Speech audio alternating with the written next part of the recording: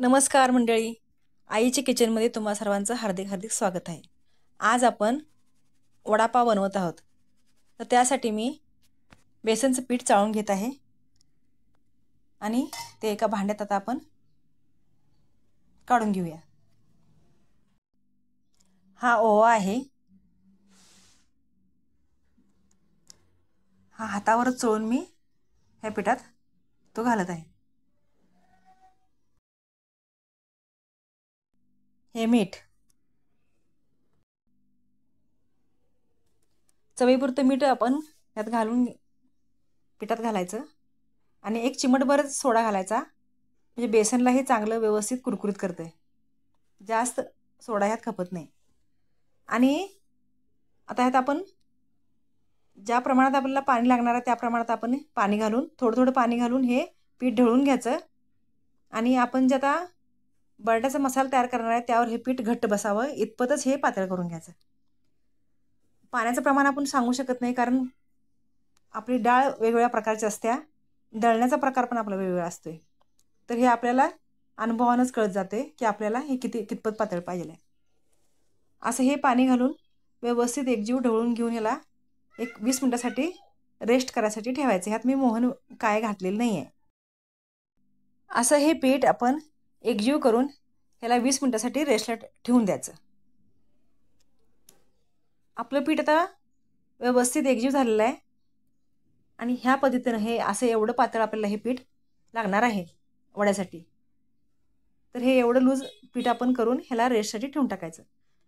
एका कुकरमध्ये मी बटाटे शिजत टाकलेले होते, त्याच्या मी 3 शिट्या काढून घेतल्या आहेत। आता ह्याच्या वरचं साल काढून आपण हा बटाटा बारीक करून घ्यायचा। सगळे असे ह्याचे बारीक बारीक पीस करून घ्यायचे। आता मिक्सरमध्ये मी मिरची, जिरे, आल्याचा तुकडा, थोडीशी कोथिंबीर आणि लसूण असं घालून मी हे सगळं मिक्सरला ग्राइंडरला एकदम बारीक पिसून घेत आहे।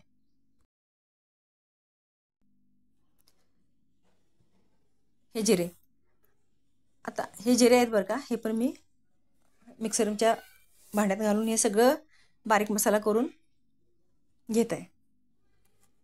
आता आपला हा मिरचीचा मसाला बारीक झालेला आहे।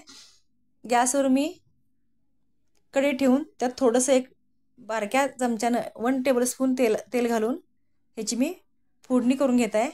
त्यात मी जिरे, मोहरी असं टाकून त्यात कढीपत्ता टाकून चांगलं फ्राय करून घेऊन आपण जे आता मिक्सरला बारीक करून घेतलेला मिरची आहे हिचा फक्त कच्चापणा घालवायसाठी त्यात थोडंसं मी फ्राय करून घेते, कारण ते पोटाला मग व्यवस्थित लागते ओली मिरची।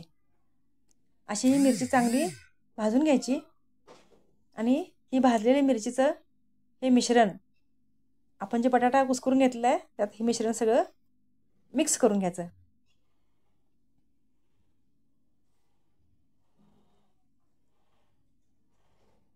असं हे मिश्रण सगळं बटाट्यात आपण मिसळून घ्यायचं।